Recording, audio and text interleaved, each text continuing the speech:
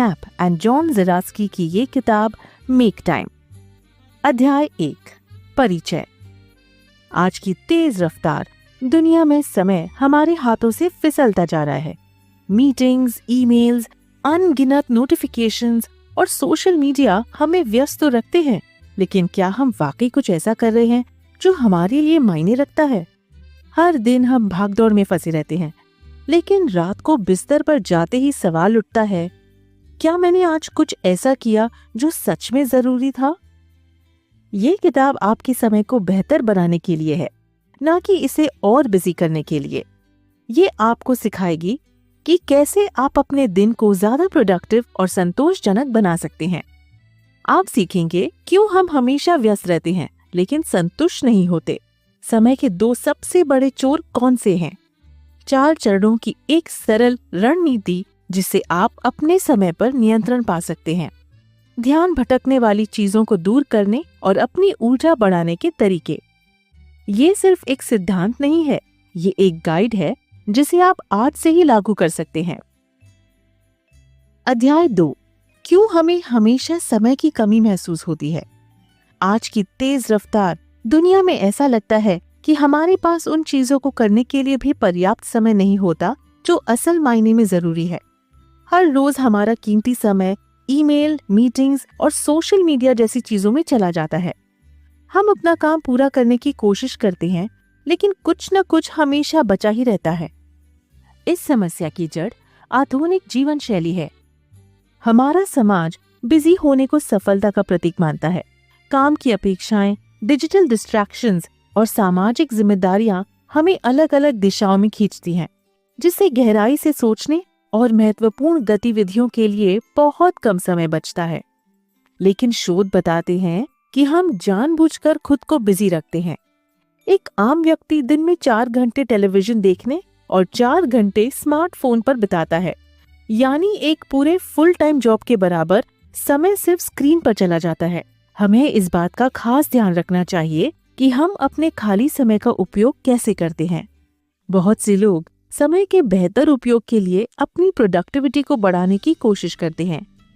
वे scheduling apps, time blocking techniques और to do list का उपयोग करते हैं, ये उम्मीद करते हुए कि वे अपने दिन में और ज्यादा काम खत्म कर सकेंगे। हालांकि ये रणनीति कभी कभी कारगर साबित नहीं होती। हम जितने अधिक प्रोडक्टिव बनते हैं, उतने अधिक कार्य हमारे ऊपर आ जाते हैं। काम हमारे उपलब्ध समय के अनुसार फैलता जाता है और बिजी होने का चक्र जारी रहता है। यही कारण है कि ये किताब सिर्फ प्रोडक्टिविटी बढ़ाने के बारे में नहीं है। ये इस बारे में है कि हम अपने ध्यान को कैसे नियंत्रित करें और ये तय करें कि वास्तव में महत्वपूर्ण क्या है। हमें जानबूझकर ये तय करना होगा कि कौन सी चीज हमारे समय की हकदार है। अगले अध्याय में आप उन 2 सबसे बड़े कारणों के बारे में जानेंगे जो आपका समय चुरा लेते हैं। अध्याय 3, सबसे बड़े समय चोर, बिजी बैंडवैगन और इन्फिनिटी पूल्स। हमारे पास समय न होने का एक बड़ा कारण ये है कि हम अनजाने में अपना समय 2 ताकतों को सौंप देते हैं, बिजी बैंडवैगन और इन्फिनिटी पूल्स। बिजी बैंडवैगन वह अपेक्षा है कि हमें हमेशा व्यस्त रहना चाहिए। आज की दुनिया में बिजी रहने को अक्सर प्रोडक्टिविटी समझ लिया जाता है। हमारा काम दिन भर मीटिंग्स, ईमेल्स और लगातार कार्यों से भरा रहता है, जिससे असरदार और महत्वपूर्ण कार्यों के लिए बहुत कम जगह बचती है। यहाँ तक कि काम के बाद भी हम उसी मानसिकता को अपनाते हैं। मोबाइल नोटिफिकेशंस के साथ जुड़े रहते हैं और हर खाली क्षण में कुछ उपयोगी करने का प्रयास करते हैं। ये निरंतर बिजी रहना हमें प्रोडक्टिविटी का एहसास कराती है, लेकिन वास्तव में ये हमें उन चीजों पर ध्यान देने से रोकती है जो हमारे लिए सबसे ज्यादा मायने रखती है। दूसरी ओर इन्फिनिटी पूल्स वे प्लेटफॉर्म और एप्लीकेशंस हैं जो हमें कभी न खत्म होने वाली और मनोरंजन की ओर खींचते हैं। जैसे social media, news websites, streaming platforms को इस तरह डिजाइन किया गया है कि वे कभी खत्म न हो। जितना हम स्क्रॉल करते हैं, देखते हैं या रिफ्रेश करते हैं, उतना ही ज्यादा नई चीजें हमारे सामने आती रहती है। ये प्लेटफॉर्म इस तरह बनाए गए हैं कि वे हमारे ध्यान को कैद कर लें, जिससे हमें उन्हें छोड़ना मुश्किल हो जाता है। इन्फिनिटी पूल्स की असली चुनौती ये है कि वे बिजी बैंडवैगन के साथ मिलकर काम करते हैं। दिन भर तेजी से काम करने के बाद हमारा दिमाग थक जाता है। इसके बजाय कि हम कोई फायदेमंद काम करें, हम मनोरंजन और आराम के लिए इन्फिनिटी पूल्स का सहारा लेते हैं। हम सोचते हैं कि बस 1 मिनट के लिए सोशल मीडिया चेक कर लूं या सिर्फ एक एपिसोड देख लेता हूं, लेकिन हमें पता ही नहीं चलता कि घंटे बीत चुके हैं। ये ध्यान भटकाने वाली चीजें हमें अस्थायी आराम तो देती हैं, लेकिन अंततः हमें और अधिक व्यस्त और समय की कमी महसूस कराती है। इस चक्र से बाहर निकलने की कुंजी जागरूकता है, ये समझना कि ये चीजें कैसे काम करती हैं। पहला कदम है अपने समय पर दोबारा नियंत्रण पाने का। हमें काम या मनोरंजन को पूरी तरह खत्म करने की जरूरत नहीं है, लेकिन हमें ये तय करना होगा कि हम इन्हें कब और कैसे इस्तेमाल करें। अगले अध्याय में आप जानेंगे कि सिर्फ प्रोडक्टिविटी और इच्छा शक्ति ही बिजी बैंडवैगन और इन्फिनिटी पूल्स से लड़ने के लिए पर्याप्त नहीं है। अध्याय 4, क्यों प्रोडक्टिविटी और इच्छा शक्ति पर्याप्त नहीं है। बहुत से लोग मानते हैं कि बिजी रहने और ध्यान भटकाव से निपटने का समाधान बेहतर प्रोडक्टिविटी है। उनका सोचना होता है कि यदि वे तेजी से काम कर सकें और अपने समय को अधिक कुशलता से मैनेज कर लें, तो आखिरकार उनके पास उन चीजों के लिए समय होगा जो वास्तव में महत्वपूर्ण है। ये सुनने में सही लगता है, लेकिन असलियत में कारगर नहीं है। इसका सीधा कारण है प्रोडक्टिविटी कार्य की मात्रा को कम नहीं करती, ये अक्सर इसे और बढ़ा देती है। आज के जीवन में आप जितनी तेजी से अपने कार्य पूरे करते हैं, उतने ही अधिक नए कार्य सामने आ जाते हैं। ईमेल इसका सबसे बड़ा उदाहरण है। यदि आप जल्दी जवाब देते हैं, तो लोग आपसे और भी तेज प्रतिक्रिया की उम्मीद करने लगते हैं। इस तरह समय बचाने के बजाय प्रोडक्टिविटी आपको और भी ज्यादा बिजी बना देती है। दूसरा सामान्य तरीका जिस पर लोग निर्भर करते हैं वो है इच्छा शक्ति। लेकिन इच्छा शक्ति एक सीमित संसाधन है। शोध से पता चलता है कि आत्मनियंत्रण एक मसल की तरह काम करता है। जितना अधिक आप इसे पूरा दिन उपयोग करते हैं, ये उतनी ही थकावट महसूस करती है। यही कारण है कि लोग अक्सर सुबह अच्छे इरादों के साथ शुरुआत करते हैं, लेकिन शाम तक आते आते सोशल मीडिया स्क्रॉलिंग में समय बर्बाद कर देते हैं। टेक्नोलॉजी कंपनीज इस बात को समझती है और हमारे स्वाभाविक व्यवहार का फायदा उठाने के लिए अपने प्रोडक्ट्स को इसी तरह डिजाइन करती है। Social media platforms, news websites और एंटरटेनमेंट एप्स को इस तरह बनाया जाता है कि वे हमारे ध्यान को कैद कर लें। अनंत स्क्रॉलिंग यानी एंडलेस स्क्रॉलिंग और पुरस्कार जैसी तकनीकों का उपयोग करके वे हमें घंटों तक बांधे रखते हैं। भले ही आपकी इच्छा शक्ति यानी विल पावर मजबूत हो, इन ध्यान भटकाने वाली चीजों का विरोध करना बेहद कठिन है। इन्हें आपको उलझाए रखने के लिए ही डिजाइन किया गया है। तो यदि प्रोडक्टिविटी और इच्छा शक्ति समाधान नहीं है, तो फिर क्या है? बाहरी मांगों पर प्रतिक्रिया देने और ध्यान भटकाने वाली चीजों से लड़ने के बजाय आपको अपने पर्यावरण और आदतों को इस तरह से व्यवस्थित करना होगा कि वे फोकस करने और सचेत रूप से कार्य करने में सहायक बने। आपको रणनीतिक रूप से ये तय करना होगा कि आपकी प्राथमिकताएं यानी प्रायोरिटीज क्या है और आप अपनी एनर्जी को कैसे मैनेज करते हैं। अगले अध्याय में आप एक सरल लेकिन प्रभावी 4 स्टेप फ्रेमवर्क के बारे में जानेंगे, जो आपको अपने समय और ध्यान को फिर से हासिल करने में मदद करेगा। अध्याय 5, अपना समय वापस पाने का 4 स्टेप फ्रेमवर्क। बिजीनेस और डिस्ट्रैक्शन से बाहर निकलने के लिए केवल प्रोडक्टिविटी या इच्छा शक्ति पर निर्भर रहने के बजाय अपने दिन को बदलना अधिक प्रभावी तरीका है। ये किताब एक 4 स्टेप फ्रेमवर्क प्रस्तुत करती है। हाईलाइट, फोकस, ऊर्जा बढ़ाना और आत्मविश्लेषण। ये 4 चरण आपको अपने समय पर नियंत्रण पाने, सचेत रूप से काम करने और उन चीजों के लिए जगह बनाने में मदद करेंगे जो वास्तव में मायने रखती है। पहला चरण, हाईलाइट। हर दिन एक मुख्य कार्य चुनने के बारे में है।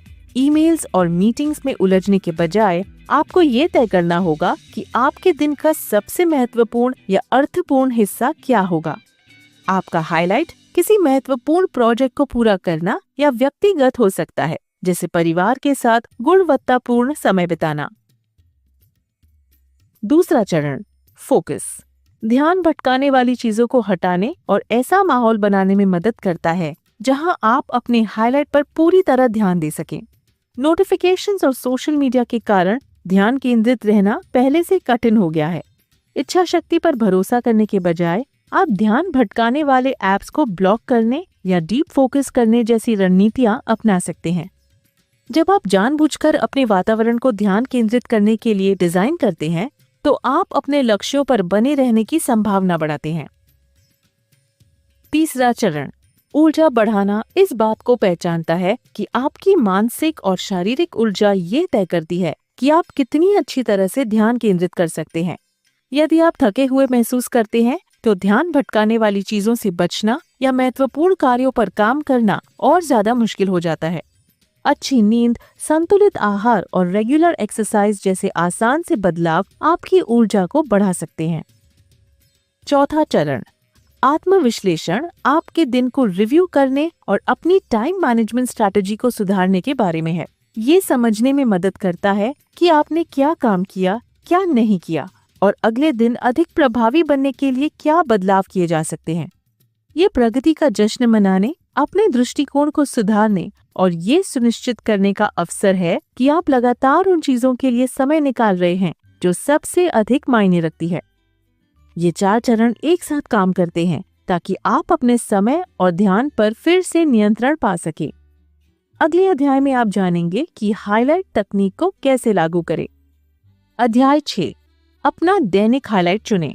हम अक्सर महसूस करते हैं कि हमारा समय फिसलता जा रहा है क्योंकि हमारा दिन अनगिनत कार्यों से भरा होता है और दिन के अंत में हम ये सुनिश्चित नहीं कर पाते कि हमने किसी ऐसी चीज पर प्रगति की भी या नहीं जो सच में हमारे लिए मायने रखती है। इस चक्र को तोड़ने का पहला कदम है एक दैनिक हाइलाइट यानी डेली हाइलाइट चुनना। एक ऐसा कार्य जो आपके दिन का सबसे महत्वपूर्ण या अर्थपूर्ण हिस्सा होगा। आपको ये तय करना होगा कि आप किस काम पर ध्यान केंद्रित करना चाहते हैं। आपका हाइलाइट कोई बड़ा लक्ष्य नहीं होना चाहिए। ये सिर्फ इतना होना चाहिए कि दिन के अंत में आपको ये महसूस हो कि आपने कुछ महत्वपूर्ण हासिल किया। ये कोई क्रिएटिव या फिर पर्सनल काम जैसे किताब पढ़ना, परिवार के साथ समय बिताना भी हो सकता है। लक्ष्य ये सुनिश्चित करना है कि हर दिन में कम से कम एक ऐसा पल हो जो उद्देश्यपूर्ण लगे। आप अपने हाइलाइट को चुनने के लिए 3 आसान तरीके अपना सकते हैं। अर्जेंसी, अपने आप से पूछें, आज सबसे जरूरी कार्य कौन सा है? ये किसी रिपोर्ट को सबमिट करना, किसी मीटिंग की तैयारी करना या किसी अधूरे पड़े कार्य को पूरा करना हो सकता है। संतोष, सोचें कि दिन के अंत में आपको सबसे अधिक संतोष किस काम को करने से मिलेगा। ये कोई ऐसा कार्य हो सकता है जिसे आप हफ्तों से टाल रहे थे लेकिन पूरा करने से अच्छा महसूस करेंगे। आनंद, कभी कभी सबसे अच्छा हाइलाइट वो होता है जो बस आपको खुशी देता है, जैसे संगीत, एक स्वादिष्ट खाना बनाना या लंबी सैर पर जाना। एक अच्छा हाइलाइट 60 से 90 मिनट का होना चाहिए। यदि ये बहुत छोटा होगा तो ये किसी उपलब्धि जैसा महसूस नहीं होगा। यदि ये बहुत लंबा होगा तो उस पर ध्यान केंद्रित करना मुश्किल हो सकता है। यदि आपका हाइलाइट किसी बड़े लक्ष्य का हिस्सा है तो उसे एक छोटे और मैनेजेबल स्टेप में तोड़ लें जिसे आप एक बार में पूरा कर सकें। अपने हाइलाइट को चुनकर आप अपने दिन को एक स्ट्रक्चर और उद्देश्य देते हैं। अब दिन के अंत में आपको ये एहसास होगा कि आपने किसी महत्वपूर्ण चीज पर प्रगति की है। अगले अध्याय में आप रणनीतियों के बारे में जानेंगे जो आपको ध्यान केंद्रित यानी स्टे फोकस्ड रहने और ध्यान भटकाव यानी डिस्ट्रैक्शन से बचने में मदद करेंगी। अध्याय 7, ध्यान केंद्रित रहने और ध्यान भटकाव से बचने की रणनीतियां। हाइलाइट चुनना एक महत्वपूर्ण कदम है, लेकिन वास्तव में इसके लिए समय निकालना फोकस रहने पर निर्भर करता है। नोटिफिकेशंस और सोशल मीडिया के कारण ध्यान भटकना पहले से ज्यादा आसान हो गया है। आप कई रणनीतियां अपना सकते हैं जो ध्यान भटकाव को कम करके आपका ध्यान सुरक्षित रखेंगी। सबसे आसान तरीकों में से एक है डिजिटल डिस्ट्रैक्शंस को हटाना। ज्यादातर ध्यान भटकाने वाली चीजें हमारे फोन्स और कंप्यूटर से आती हैं, इसलिए इन पर नियंत्रण पाने से फोकस में काफी सुधार हो सकता है। सोशल मीडिया, न्यूज ऐप्स और अनावश्यक नोटिफिकेशंस को हटाने की कोशिश करें। यदि इन्हें पूरी तरह से हटाना संभव नहीं है तो कम से कम इन्हें अपने होम स्क्रीन से हटा दें। ईमेल और मैसेजेस चेक करने के लिए विशेष समय निर्धारित करें। दिन में 2 या 3 बार इन्हें चेक करने का समय निर्धारित करें। इसी तरह सोशल मीडिया और न्यूज़ पढ़ने के लिए एक निश्चित समय ब्लॉक करें ताकि ये बार बार आपका ध्यान न भटकाएं। एक और रणनीति है डिस्ट्रैक्शन फ्री एनवायरनमेंट बनाना। यदि संभव हो तो शांत जगह में काम करें। नॉइज कैंसलिंग हेडफोन्स का उपयोग करें। यदि आपका फोन लगातार ध्यान भटकाने वाला कारण बन रहा है तो अपने हाइलाइट पर काम करते समय इसे दूसरे कमरे में रखें। टाइम ब्लॉकिंग एक और शक्तिशाली तरीका है जो आपके ध्यान को सुरक्षित रख सकता है। एक निश्चित समय निर्धारित करें, आदर्श रूप से 60 या 70 मिनट, जिसमें आप केवल अपने हाइलाइट पर काम करें। इस समय को एक मीटिंग की तरह ट्रीट करें और किसी भी इंटरप्शंस को आने न दें। यदि आपको शुरू करने में कठिनाई होती है तो सिर्फ 5 मिनट नियम आजमाएं। खुद से कहें कि आपको सिर्फ 5 मिनट के लिए ध्यान केंद्रित करना है। एक बार जब आप शुरू कर देंगे तो अक्सर ये आसान हो जाता है कि आप आगे भी काम जारी रखें। अंत में ये समझें कि आपके दिन भर की ऊर्जा का स्तर भी ध्यान केंद्रित रहने में महत्वपूर्ण भूमिका निभाता है। जब आप तरोताजा महसूस करते हैं तो ध्यान केंद्रित करना आसान होता है। ये देखें कि दिन के किस समय आप सबसे अधिक प्रोडक्टिव होते हैं, सुबह, दोपहर या शाम, और उसी के अनुसार अपने हाइलाइट की योजना बनाएं। अगले अध्याय में आप सीखेंगे कि ऊर्जा के स्तर को बढ़ाने के लिए कौन से सरल परिवर्तन आपके ध्यान और प्रेरणा को पूरे दिन बनाए रखने में मदद कर सकते हैं। अध्याय 8, बेहतर ध्यान केंद्रित करने के लिए अपने शरीर और दिमाग को ऊर्जावान बनाना। फोकस्ड रहना ये इस बात पर भी निर्भर करता है कि आपके पास महत्वपूर्ण चीजों पर काम करने के लिए पर्याप्त ऊर्जा है या नहीं। जब आप थके हुए होते हैं तो सबसे अच्छी टाइम मैनेजमेंट स्ट्रैटेजीज भी काम नहीं करती। आपका ध्यान केंद्रित करने की क्षमता इस बात पर निर्भर करती है कि आप अपने शरीर और दिमाग की कितनी अच्छी देखभाल कर रहे हैं। छोटे बदलाव करके आप अपनी ऊर्जा के स्तर को बढ़ा सकते हैं। सबसे महत्वपूर्ण कारकों में से एक नींद यानी स्लीप है। शोध बताते हैं कि बड़ों को 7 से 9 घंटे यानी 7 to 9 आवर्स की नींद की आवश्यकता होती है ताकि उनका मस्तिष्क सही तरीके से काम कर सके। खराब नींद से सोचने की क्षमता धीमी हो जाती है, ध्यान केंद्रित करने में कठिनाई होती है और कैफीन या शुगर पर निर्भरता बढ़ जाती है ताकि ऊर्जा का स्तर बनाए रखा जा सके। बेहतर नींद के लिए नियमित सोने का समय तय करें। सोने से पहले स्क्रीन से बचें और अपने सोने के वातावरण को अंधेरा और ठंडा बनाए रखें। व्यायाम भी ऊर्जा के स्तर को बनाए रखने में महत्वपूर्ण भूमिका निभाता है। आपको लंबे वर्कआउट्स करने की जरूरत नहीं है। रोजाना 20 मिनट की एक्टिविटी आपके ध्यान केंद्रित करने की क्षमता, मूड और मानसिक स्पष्टता को बेहतर बना सकती है।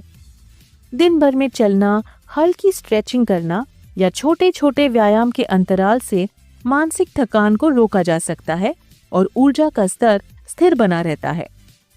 आपका आहार यानी डाइट भी आपकी ध्यान केंद्रित करने की क्षमता को प्रभावित करता है।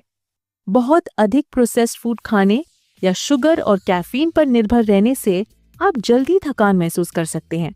इसके बजाय अपने आहार में फल यानी फ्रूट्स, सब्जियां यानी वेजिटेबल्स, प्रोटीन्स और हेल्दी फैट्स को प्राथमिकता दें। यदि आप कॉफी पीते हैं तो इसे पीने का सही समय चुनें। सुबह उठते ही कॉफी पीने के बजाय 60 से 90 मिनट तक इंतजार करें ताकि आपके शरीर की प्राकृतिक ऊर्जा पहले स्थिर हो जाए। सोशल इंटरैक्शन भी ऊर्जा के स्तर को बनाए रखने में एक अहम भूमिका निभाता है। मनुष्य स्वभाव से सामाजिक प्राणी है और मित्रों, परिवार या सहकर्मियों के साथ समय बिताने से तनाव यानी स्ट्रेस कम होता है और मोटिवेशन बढ़ता है। उन आदतों से बचें जो आपकी ऊर्जा को खत्म करती हैं, जैसे कि सोशल मीडिया या देर रात तक टीवी देखना। ये गतिविधियां तुरंत आरामदायक लग सकती हैं, लेकिन ये अक्सर आपको और अधिक थका हुआ महसूस कराती है। इसके बजाय ऐसी गतिविधियों को अपनाएं जो आपको सच में आराम दे, जैसे किताब पढ़ना यानी रीडिंग, जर्नलिंग या बाहर समय बिताना। अगले अध्याय में आप उन रणनीतियों के बारे में जानेंगे जो आपको इन सिद्धांतों को अपनी दिनचर्या में लागू करने में मदद करेंगी। अध्याय 9, ऊर्जा और ध्यान बढ़ाने के लिए आसान से बदलाव। छोटे छोटे परिवर्तन आपके पूरे दिन सतर्क, मोटिवेटेड और फोकस रहने की क्षमता पर बड़ा प्रभाव डाल सकते हैं। मूवमेंट को बनाए रखना ऊर्जा को स्थिर बनाए रखने के सबसे प्रभावी तरीकों में से एक है। लंबे वर्कआउट्स करने की जरूरत नहीं है, छोटी छोटी गतिविधियां भी मदद कर सकती हैं। हर घंटे खड़े होकर स्ट्रेचिंग, छोटी सैर करें या यदि संभव हो तो स्टैंडिंग डेस्क का उपयोग करें। यदि आपके पास समय की कमी है तो HIIT यानी हाई इंटेंसिटी इंटरवल ट्रेनिंग के कुछ मिनट के सत्र से तुरंत ऊर्जा स्तर बढ़ाया जा सकता है। ऊर्जा बनाए रखने के लिए सही खान-पान भी महत्वपूर्ण भूमिका निभाता है। अत्यधिक शुगर और प्रोसेस्ड फूड से बचें, क्योंकि ये ऊर्जा के स्तर में गिरावट का कारण बन सकता है। इसके बजाय अपने खाने में प्रोटीन्स और फाइबर युक्त कार्बोहाइड्रेट्स को शामिल करें। पर्याप्त पानी यानी वाटर पीना भी आवश्यक है। डिहाइड्रेशन से थकान और ध्यान केंद्रित करने की क्षमता कम हो सकती है। यदि आप कैफीन पर निर्भर हैं, तो शाम को बहुत देर से कैफीन का सेवन करने से बचें, क्योंकि ये आपकी नींद में बाधा डाल सकता है। अच्छी नींद की आदतें ऊर्जा बनाए रखने के लिए आवश्यक हैं। कई लोग अधिक काम करने के लिए अपनी नींद का त्याग कर देते हैं, लेकिन खराब नींद ध्यान केंद्रित करने को कठिन बना देती है और डिस्ट्रैक्शंस को बढ़ा सकती है। यदि आपको नींद आने में कठिनाई होती है, तो सोने से पहले पढ़ना यानी रीडिंग, स्ट्रेचिंग या मेडिटेशन करने की कोशिश करें। उन आदतों से बचें जो आपकी ऊर्जा को खत्म कर सकती हैं, जैसे सोशल मीडिया, कई काम एक साथ करना या पूरे दिन घर के अंदर रहना। इसके बजाय नियमित ब्रेक लें, बाहर समय बिताएं और इस बात को लेकर सचेत रहें कि आप अपना समय कैसे उपयोग कर रहे हैं। इन परिवर्तनों के लिए कोई बड़ा बदलाव करने की आवश्यकता नहीं है, बल्कि ये छोटे छोटे बदलाव हैं जो लगातार प्रैक्टिस से आपका ध्यान केंद्रित करने, मोटिवेशन और एंगेजमेंट को बढ़ा सकते हैं। अगले अध्याय में आप जानेंगे कि आत्मविश्लेषण क्यों एक महत्वपूर्ण हिस्सा है स्थायी परिवर्तन लाने के लिए। अध्याय 10, लॉन्ग टर्म परिवर्तन लाने की कुंजी। स्थायी परिवर्तन लाने के लिए आत्मविश्लेषण यानी सेल्फ एनालिसिस जरूरी है। यानी ये मूल्यांकन करना कि क्या काम कर रहा है, क्या नहीं, और आप समय के साथ अपनी रणनीति को कैसे सुधार सकते हैं। आत्मविश्लेषण से आपको अपनी प्रोडक्टिविटी, फोकस और ऊर्जा स्तर में मौजूद पैटर्न को समझने में मदद मिलती है। इसके बिना आप बार बार वही गलतियां दोहरा सकते हैं, डिस्ट्रैक्शन से जूझ सकते हैं या बिना किसी स्पष्ट कारण के थकान महसूस कर सकते हैं। आत्मविश्लेषण करने का सबसे आसान तरीका एक सरल दैनिक लॉग यानी डेली लॉग रखना है।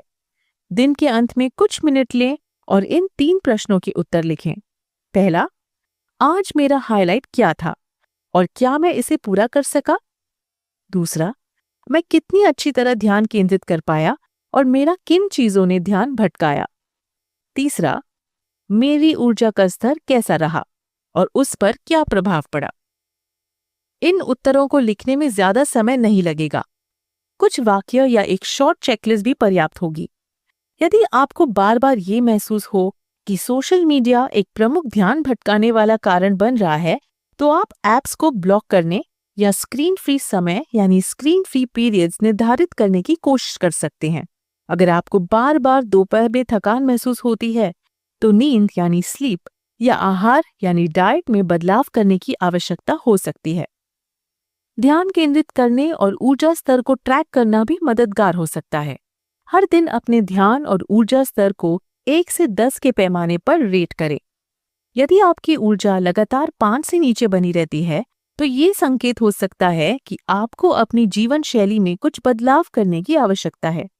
अगर आपका ध्यान केंद्रित करने का स्तर लगातार एक जैसा नहीं है, तो ये इस बात का संकेत हो सकता है कि ध्यान भटकाने वाली चीजें धीरे धीरे आपकी दिनचर्या में वापस आ रही हैं। एक और प्रभावी अभ्यास है आभार प्रकट करना। हर दिन कम से कम एक चीज लिखें जिसके लिए आप आभारी हैं। शोध बताते हैं कि आभार व्यक्त करने से मानसिक स्वास्थ्य में सुधार होता है और ये आपको कठिन समय में भी सकारात्मक बनाए रखता है। अगले अध्याय में आप जानेंगे कि अपने जीवन को इस तरह कैसे डिजाइन करें जिससे आप बेहतर ध्यान केंद्रित कर सकें, संतोष प्राप्त कर सकें और लॉन्ग टर्म सक्सेस हासिल कर सकें। अध्याय 11, ध्यान, संतोष और लॉन्ग टर्म सक्सेस के लिए अपने जीवन को डिजाइन करें। जो चीजें आपके लिए वास्तव में मायने रखती हैं, उनके लिए समय निकालने का मतलब है कि आप अपने पूरे जीवन को इस तरह आकार दें जो आपको बेहतर ध्यान केंद्रित करने, संतोष पाने और लॉन्ग टर्म सक्सेस हासिल करने में मदद करे। सबसे प्रभावी तरीकों में से एक है अपने दायित्वों को सरल बनाना। कई लोग अपनी दिनचर्या उन जिम्मेदारियों से भर लेते हैं जो वास्तव में उनके वैल्यूज या गोल से मेल नहीं खाती। एक कदम पीछे हटें और खुद से पूछें, क्या मैं किसी मीटिंग या जिम्मेदारी को समाप्त कर सकता हूं या कम कर सकता हूं? यदि कोई चीज आपकी भलाई या दीर्घकालिक आकांक्षाओं में योगदान नहीं देती, तो इसे हटाने या किसी और को सौंपने पर विचार करें। सीमाएं निर्धारित करना भी एक केंद्रित जीवन डिजाइन करने का एक महत्वपूर्ण हिस्सा है। यदि आपके पास स्पष्ट सीमाएं नहीं हैं, तो काम यानी वर्क, नोटिफिकेशंस और सामाजिक दायित्व आपके पूरे दिन को घेर सकते हैं। ये तय करें कि कब और कहां आप महत्वपूर्ण कार्यों पर ध्यान केंद्रित करेंगे। इसका अर्थ ये हो सकता है कि आप नो ईमेल आवर्स सेट करें ताकि आप लगातार मेल चेक कर ना सकें। नोटिफिकेशंस बंद करें ताकि ध्यान भटकने से बचे। ध्यान केंद्रित करने के लिए एक विशेष कार्य क्षेत्र बनाएं ताकि आपको बेहतर प्रोडक्टिविटी मिले। आपका फिजिकल एनवायरनमेंट भी आपकी ध्यान केंद्रित करने की क्षमता को प्रभावित करता है। बिखरा हुआ सामान ध्यान भंग कर सकता है, जबकि एक वेल ऑर्गेनाइज्ड और शांतिपूर्ण स्थान आपको अधिक प्रोडक्टिव बना सकता है। छोटे छोटे बदलाव जैसे फोन को दूर रखना, नॉइज कैंसलिंग हेडफोन्स का उपयोग करना या डीप वर्क के लिए एक जगह तय करना आपके ध्यान केंद्रित करने की क्षमता को बढ़ा सकते हैं। लगातार काम करना जल्दी काम करने से ज्यादा महत्वपूर्ण है। कई लोग बड़े जोश के साथ शुरुआत करते हैं, लेकिन जल्दी थकान महसूस करने लगते हैं। इसके बजाय छोटे लेकिन निरंतर सुधारों पर ध्यान दें। यदि आप प्रतिदिन 60 मिनट किसी कार्य पर लगाते हैं, तो ये समय के साथ बेहतरीन नतीजे ला सकते हैं। लॉन्ग टर्म सक्सेस की कुंजी है परिस्थितियों के अनुसार अपने दृष्टिकोण में बदलाव करना। जीवन में बदलाव आते रहते हैं, प्राथमिकताएं बदलती हैं और अनपेक्षित घटनाएं होती रहती हैं। नियमित आत्मविश्लेषण करके और उन चीजों के प्रति प्रतिबद्ध रहते हुए जो वास्तव में मायने रखती है, आप एक ऐसा जीवन डिजाइन कर सकते हैं जो सफलता और संतोष दोनों प्रदान करता है। अध्याय 12, सारांश। अगर आपको कभी लगता है कि आपका दिन बस कामों, नोटिफिकेशंस और जरूरतों के बोझ में खो जाता है, तो ये किताब आपका रोड मैप है। समय को अपने ऊपर हावी मत होने दें, उसे नियंत्रित करना सीखें। पहला, हाईलाइट। हर दिन का एक मुख्य कार्य चुनें जो आपको संतोष दे। दूसरा, फोकस। ध्यान भटकाव से बचें और डीप वर्क के लिए सही माहौल बनाएं। तीसरा, ऊर्जा बढ़ाएं। शरीर और दिमाग का सही इस्तेमाल करके पूरे दिन ध्यान केंद्रित करें। और चौथा, आत्मविश्लेषण। दिन के अंत में मूल्यांकन करें कि क्या अच्छा रहा और अगले दिन के लिए सुधार करें। आपको और घंटे नहीं चाहिए, बस बेहतर विकल्प चुनने की जरूरत है। अपने समय को पुनः प्राप्त करने का मतलब अपने दिन में ज्यादा कार्य समेटना नहीं है, बल्कि सही चॉइसेस बनाना है। ये यात्रा निरंतर चलने वाली प्रक्रिया है, लेकिन जो छोटे बदलाव आप आज करते हैं वे आपके भविष्य को आकार देंगे। साथ आप सुन रहे थे मेक टाइम, जिसके लेखक हैं जेक नैप एंड जॉन ज़ेरात्स्की। ये समरी आपको कैसी लगी?